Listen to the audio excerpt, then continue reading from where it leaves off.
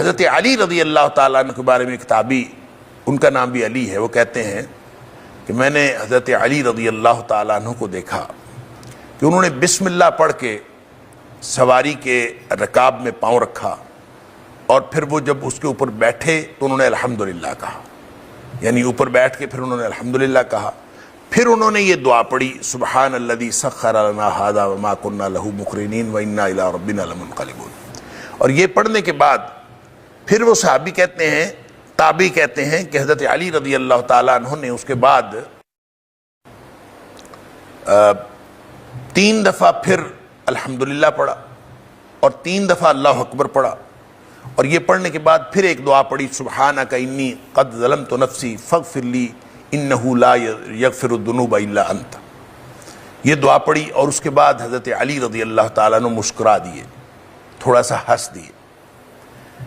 تو علی بن ربیعہ کہتے ہیں میں نے پوچھا حضرت علی رضی اللہ تعالیٰ عنہ سے کہ آپ کیوں مسکرائے، آپ کیوں ہنس دیے ہیں؟ تو حضرت علی رضی اللہ تعالیٰ عنہ فرماتے ہیں کہ میں نے نبی پاک صلی اللہ علیہ وآلہ وسلم کو اسی طرح کرتے دیکھا، آپ اسی طرح سواری پہ بیٹھے، اسی طرح آپ نے دعا پڑھی اور یہی دعائیں پڑھی، اور اس کے بعد نبی کریم صلی اللہ علیہ وسلم بھی مسکرا دیے تھے۔ تو میں نے پھر اس وقت پوچھا تھا، یعنی حضرت علی رضی اللہ تعالیٰ عنہ فرماتے ہیں میں نے پوچھا تھا نبی اکرم صلی اللہ علیہ وآلہ وسلم سے کہ آپ کیوں مسکرائے؟ گویا علی رضی اللہ تعالیٰ جو مسکرائے ہیں وہ تو نبی پاک صلی اللہ علیہ وسلم کی سنت کے مطابق مسکرائے ہیں، نبی پاک صلی اللہ علیہ وسلم مسکرائے تھے، یہ بھی مسکرا دیں۔ تو کہتے ہیں کہ میں نے نبی پاک صلی اللہ علیہ وسلم سے پوچھا تھا کہ آپ کیوں مسکرائے ہیں؟ تو نبی پاک صلی اللہ علیہ وسلم نے فرمایا کہ تیرا رب جو ہے وہ تعجب کرتا ہے بندے پر جب بندہ کہتا ہے رب اغفر لی، اللہ اکبر، دعا ہے نا سبحانک انی قد ظلمت نفسی فاغفر لی انہ لا یغفر الذنوب الا انت۔ اللہ میں نے اپنی ذات پر ظلم کیا ہے، تو پاک ہے، سبحانک رب انی، سبحانک رب انی، یا اس میں رب کا لفظ بعض اوقات نہیں آتا، بعض روایتوں میں نہیں ہے، سبحانک انی ظلمت نفسی یا سبحانک انی قد ظلمت نفسی، اللہ تو پاک ہے، میں نے اپنی جان پر ظلم کیا، فاغفر لی، بس تو مجھے معاف کر دے، میرے گناہ معاف کر دے، انہ لا یغفر الذنوب الا انت، بے شک تیرے علاوہ کوئی گناہوں کو معاف کرنے والا نہیں ہے۔ تو حضرت علی رضی اللہ تعالیٰ فرماتے ہیں کہ نبی کریم صلی اللہ علیہ وسلم نے فرمایا اللہ اس بات پر، یعنی تیرا رب اس بات پر تعجب کرتا ہے کہ میرے بندے کو یہ علم ہے اور میرے بندے کو یہ یقین ہے، جب وہ کہتا ہے رب اغفر لی تو اس کو یہ یقین ہوتا ہے کہ اللہ کے علاوہ کوئی گناہ معاف کرنے والا نہیں۔ جب اس یقین کے ساتھ بندہ اللہ سے یہ دعا مانگتا ہے رب اغفر لی، تو اللہ تعالیٰ مسکرا دیتے ہیں، اور اللہ تعالیٰ اس بات پر خوشی کا اظہار کرتے ہیں اور تعجب کا اظہار کرتے ہیں کہ اس بندے کو علم ہے کہ میرے علاوہ کوئی گناہ بخشنے والا نہیں، اس لیے نبی پاک صلی اللہ علیہ وسلم مسکرائے۔ تو یہ جو دعا ہے یہ سفر کی دعا نہیں ہے، یہ سواری کی دعا ہے۔ اکثر لوگ اس کو سفر کی دعا سمجھتے ہیں، سبحان الذی سخر لنا ھذا وما كنا له مقرنین وانا الی ربنا لمنقلبون۔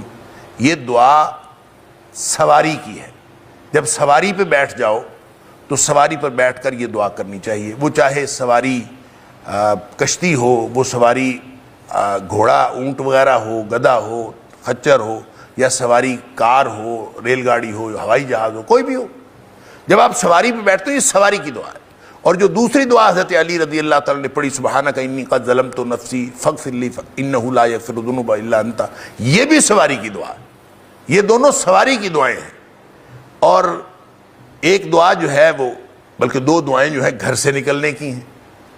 آپ جب گھر سے نکلے تو 2 دعائیں نبی پاک صلی اللہ علیہ وسلم نے سکھائیں سفر کے آغاز میں۔ ایک تو گھر سے نکلنے کی مطلقاً دعا ہے، جب آپ مسجد کو جاتے ہوئے بھی نکلیں، آپ کسی بھی جگہ نکلیں تو یہ دعا پڑھیں بسم اللہ توکلت علی اللہ ولا حول ولا قوت الا باللہ، یعنی یہ دعا جو ہے تو گھر سے نکلنے کی مطلقاً۔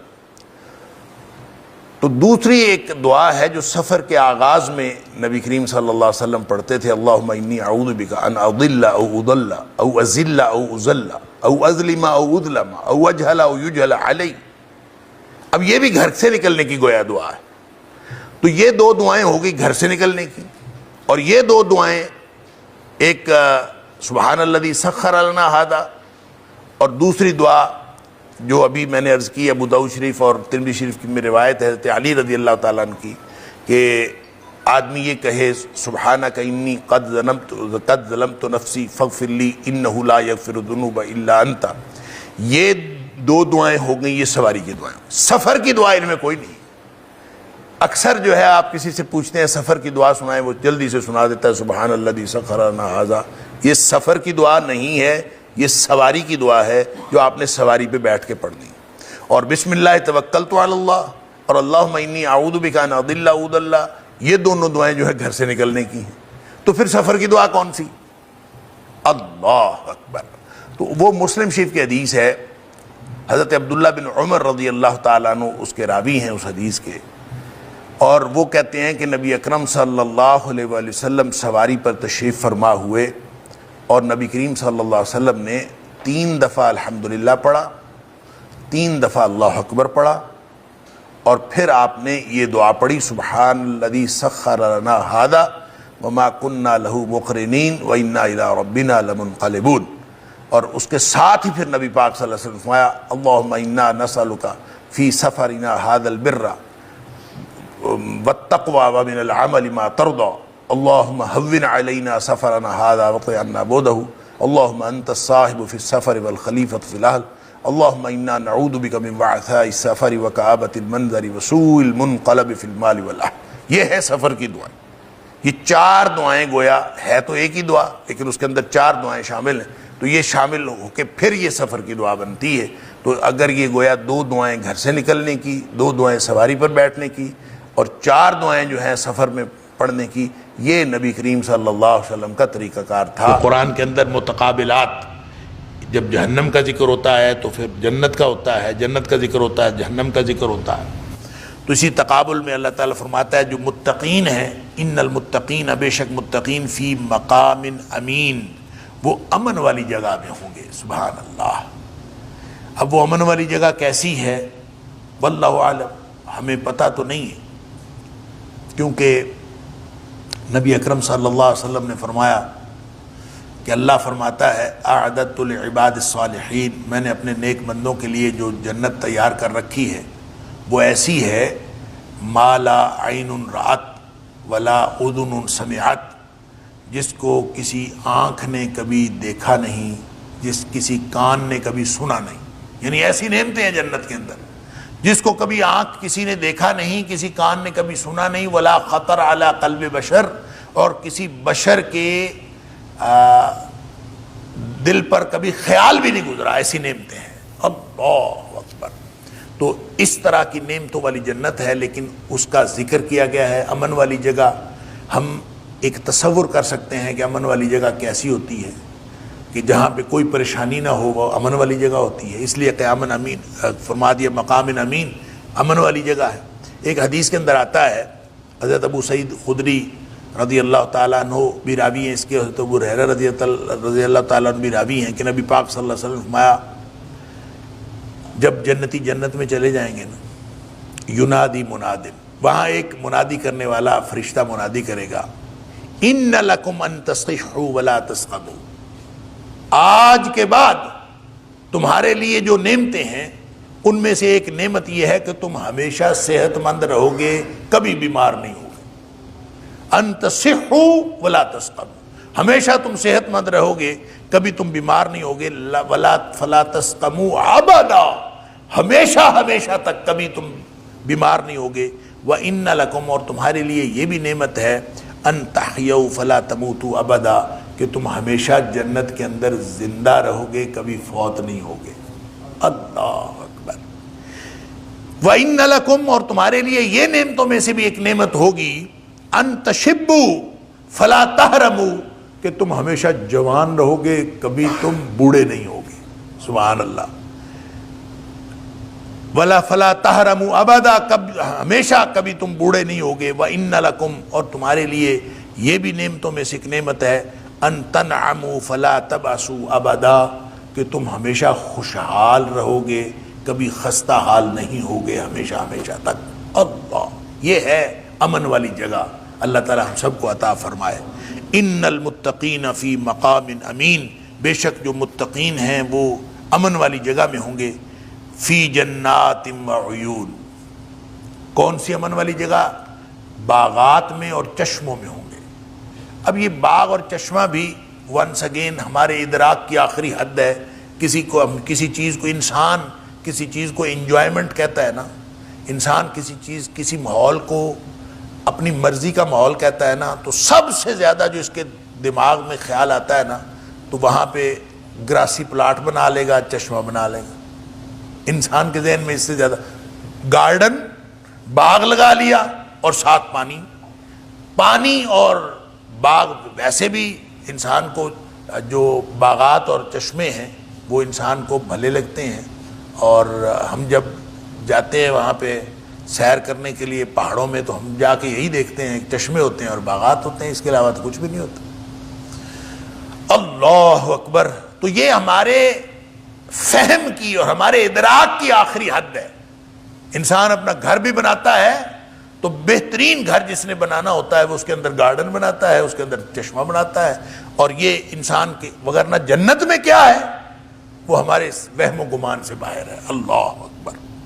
فی جنات وعیون، باغات اور چشموں میں. یلبسون من سندس و استبرق متقابلین، لباس پہنیں گے من سندس، باریک ریشم کا، و استبرق، اور موٹے ریشم کا. استبرق موٹا ریشم اور سندس باریک ریشم. متقابلین، اور ایک دوسرے کے آمنے سامنے بیٹھے ہوں گے، تخت لگائے، جیسے سورہ یاسین کے اندر اور مختلف جگہوں پہ اللہ تعالیٰ نے فرمایا کہ ایک دوسرے کے سامنے تخت لگائے بیٹھے ہوں گے. سبحان اللہ. کذالک، ہاں اسی طرح ہوگا. وزوجناہم بحور عین، اور ہم نے ان کا نکاح کیا ہے، ان کی شادیاں کی ہیں. بحور عین، موٹی آنکھوں والی خوبصورت حور کے ساتھ. یہ جو حور ہے نا، یہ حورا کی جمع ہے. حورا کی جمع ہے. حورا کسی ایسی عورت کو کہتے ہیں جو بہت ہی سفید رنگ کی ہو، بہت ہی گورے رنگ کی ہو، اور اس کی آنکھیں سیاہ ہوں. یہ اس کے اندر بھی شامل ہے، یعنی حور کے معنوں میں شامل ہے سیاہ آنکھیں اور انتہائی گوری. تو اب دیکھیں، یہ بھی وہ بات ہے جو ہم دنیا میں جو خوبصورتی کی ہم آخری حد سمجھتے ہیں وہ یہی ہوتی ہے. اور پھر ساتھ حور عین کہ وہ جو آنکھیں بھی اس کی خصوصی طور پر کہا کہ وہ موٹی آنکھوں والی ہوگی. اب یہ انسان کو یہ بتایا گیا ہے کہ وہاں پہ خوبصورتی کا عالم کیا ہوگا، وہ بھی ایک سکھایا سمجھایا گیا ہے. اصل میں کیا ہوگا یہ اللہ کو معلوم ہے. یدعون فیہا بکل فاکہۃ آمنین، وہ وہاں پہ منگوائیں گے یا پکاریں گے، فیہا اس میں، بکل فاکہۃ آمنین، ہر طرح کے پھل منگوائیں گے، یعنی کہہ کے آرڈر دے رہے ہوں گے فلاں پھل آ جائے، فلاں پھل آ جائے. سبحان اللہ. یدعون، بلاتے ہوں گے، فیہا اس میں، بکل فاکہۃ آمنین، ہر طرح کے پھل وہ منگوا رہے ہوں گے. آمنین، انتہائی بے خوفی کے عالم میں، یعنی امن کی حالت میں وہ مختلف قسم کے پھل جو ہیں وہ کہہ رہے ہوں گے ان کے بارے میں. لا یذوقون فیہا الموت الا الموتۃ الاولی، وہاں ان کو دوبارہ موت نہیں آئے گی. اللہ اکبر. لا یذوقون، نہیں چکھیں گے وہ، فیہا اس میں، الموت، کوئی موت، الا مگر، الموتۃ الاولی، جو پہلی موت آئی ہے اس کے علاوہ کوئی موت نہیں آئے گی. ووقاہم عذاب الجحیم، اور اللہ نے بچا لیا ہوگا ان کو جہنم کے عذاب سے.